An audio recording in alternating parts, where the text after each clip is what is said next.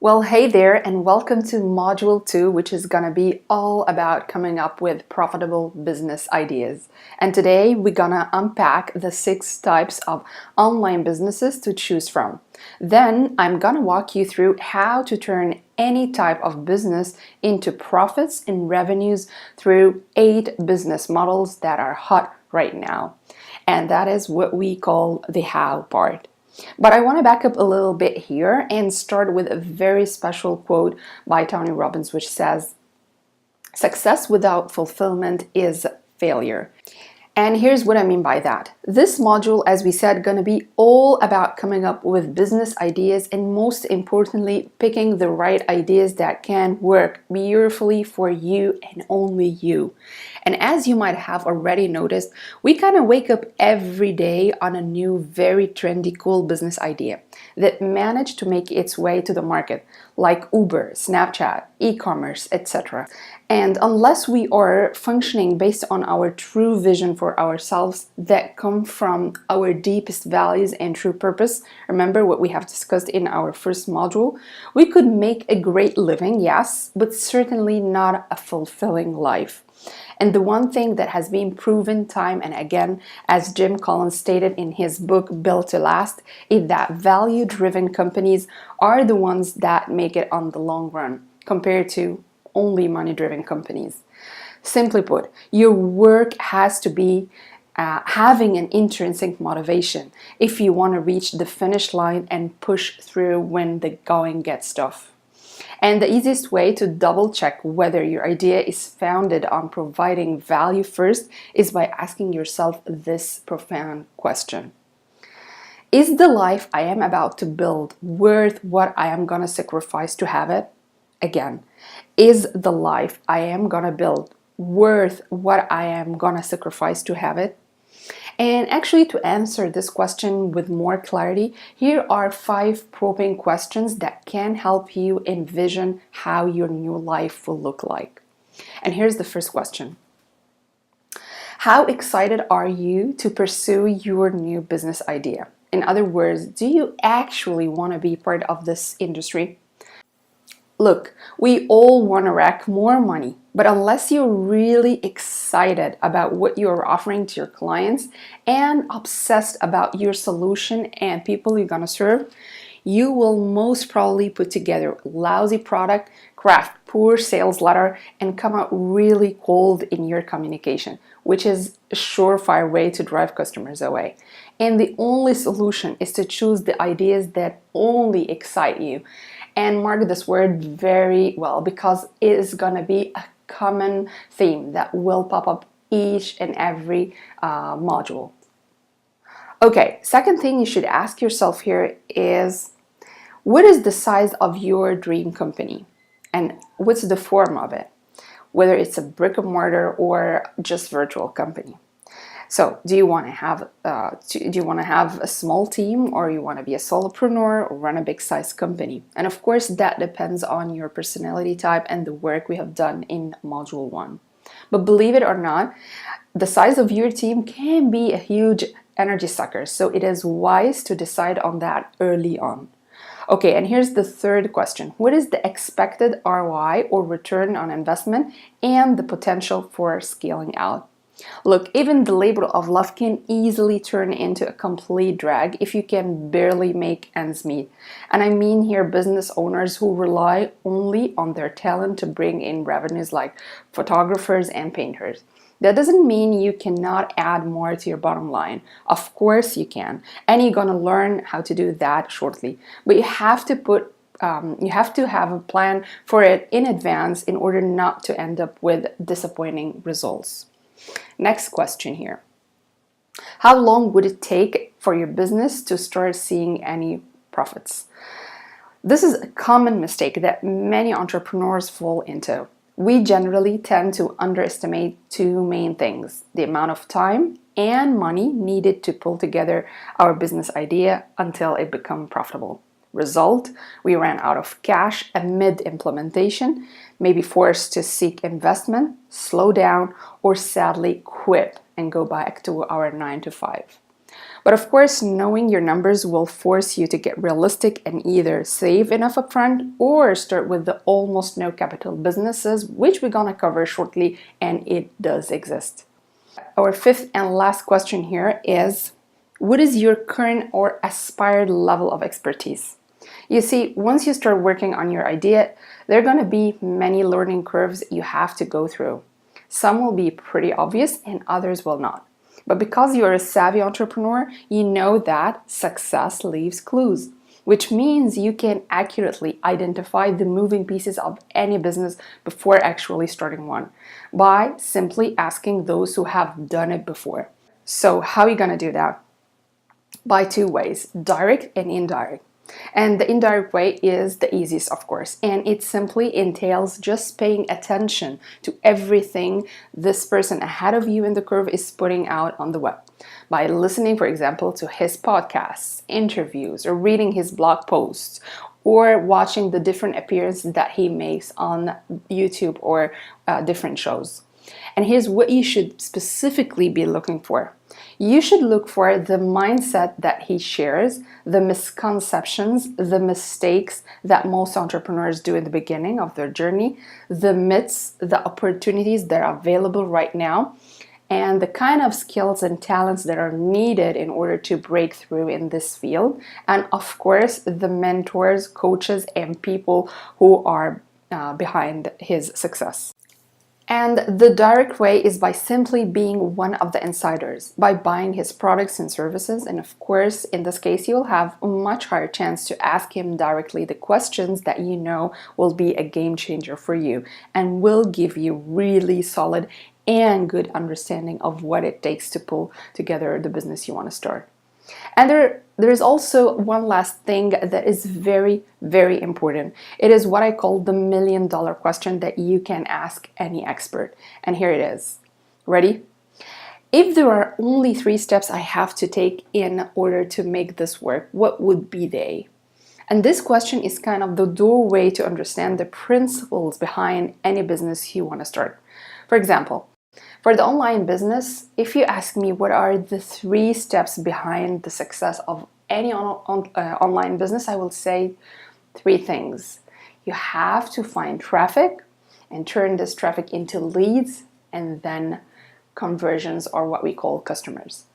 These are the only 3 things that you really have to be working on all the time. And this is why this question, together with the other previous questions, are a must if you want to come up with realistic expectations when it comes to the amount of energy, patience, and tenacity that any business in its beginning really needs.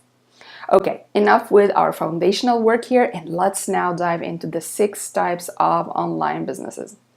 And we're going to start here with the most obvious one, which is the almost no capital businesses, as I mentioned before, which are the ads and affiliate business types.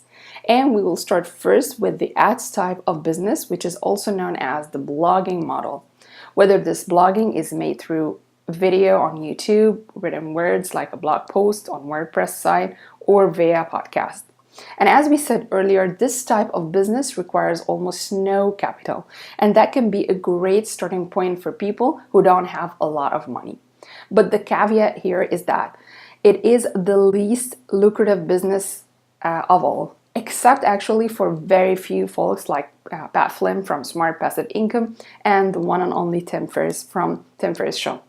Because those are kind of the unicorn in this field. So what do you pay to play here? Actually, little to no cash. Only sweat, creativity, and innovation in order to push out great, consistent content. And here's the second type, which is the affiliate marketing business.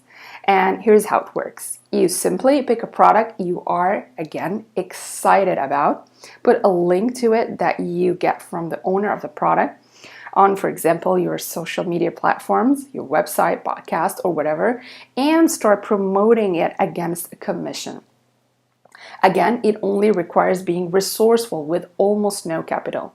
And in my opinion, these 2 models are really great if you just want to get a taste of what online world would look like without spending much capital. Plus, it is another way to build your marketing skills while learning on the side till you find your real muse. Third type here is called SaaS, or software as a service, which means building a web-based software. And this type of online business can be very lucrative because it depends on building the software once and collecting subscriptions monthly.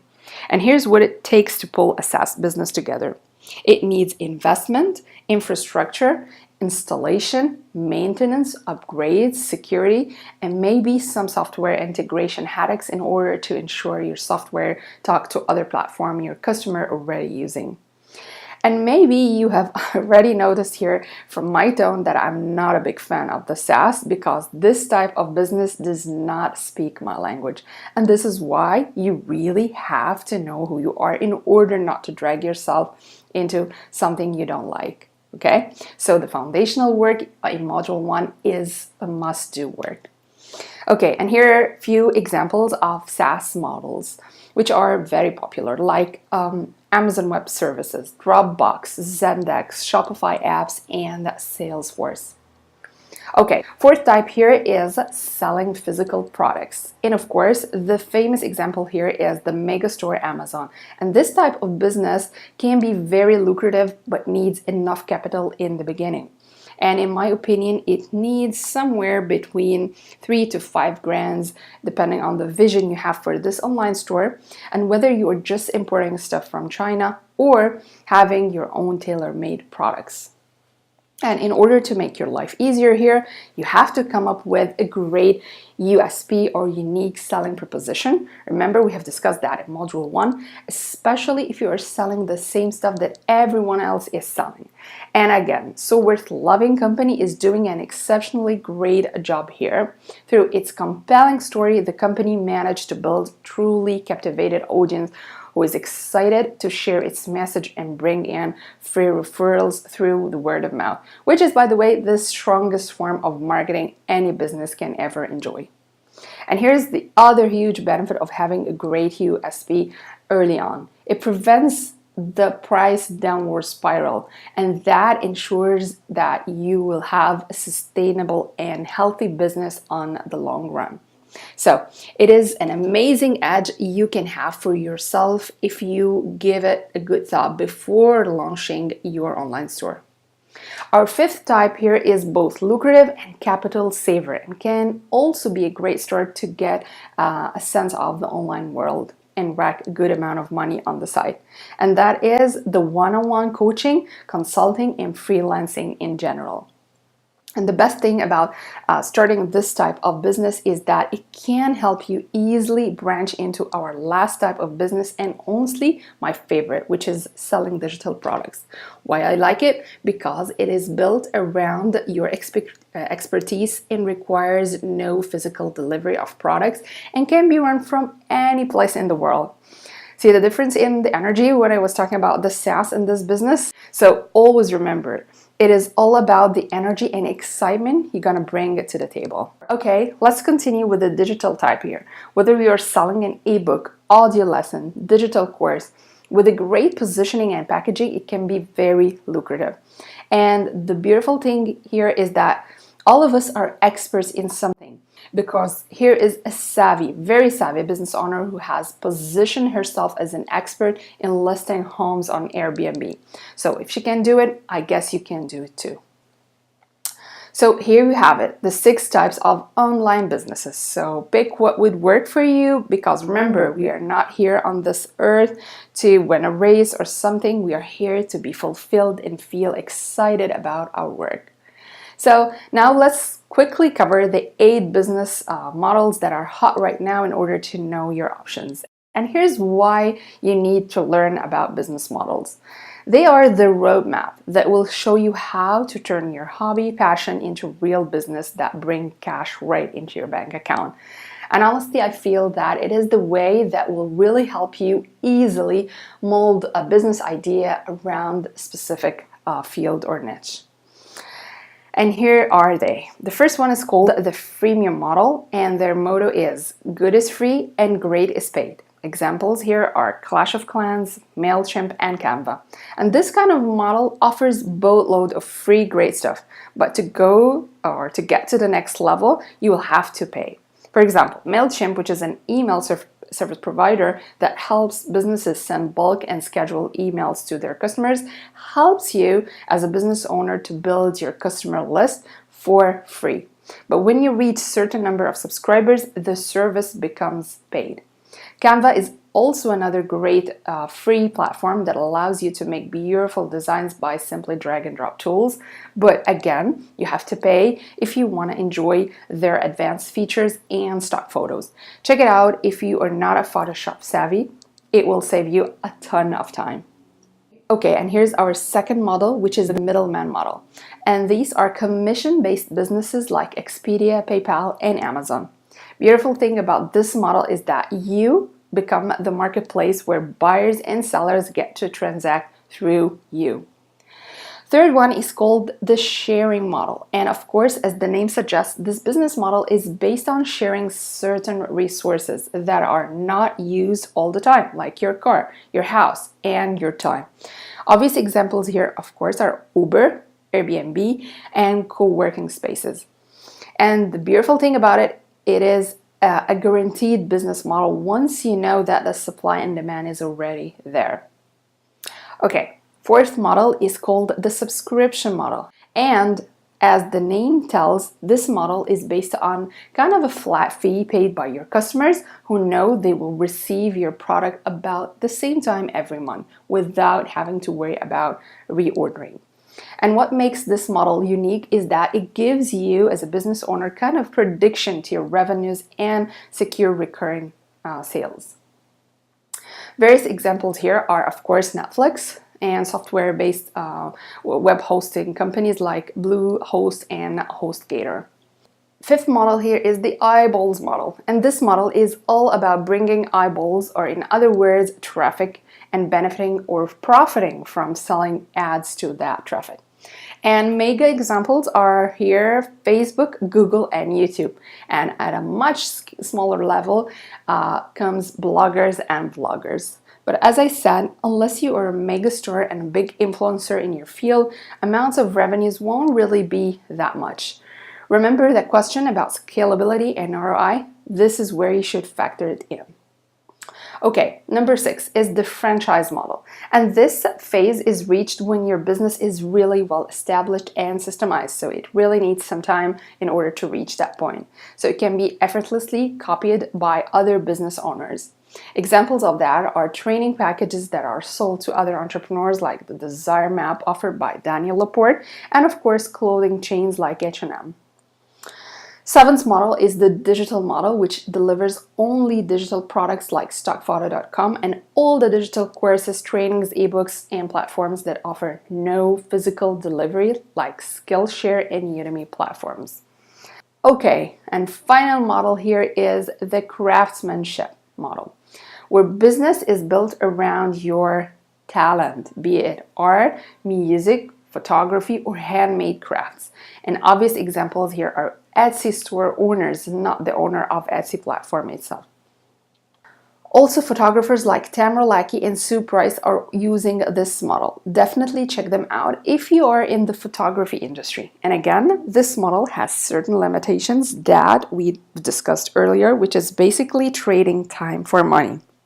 Unless you're adding to the mix something that can bring you money while you sleep by offering things like monthly subscriptions, digital courses, as many photographers and Etsy shop owners do, it will be very hard to scale.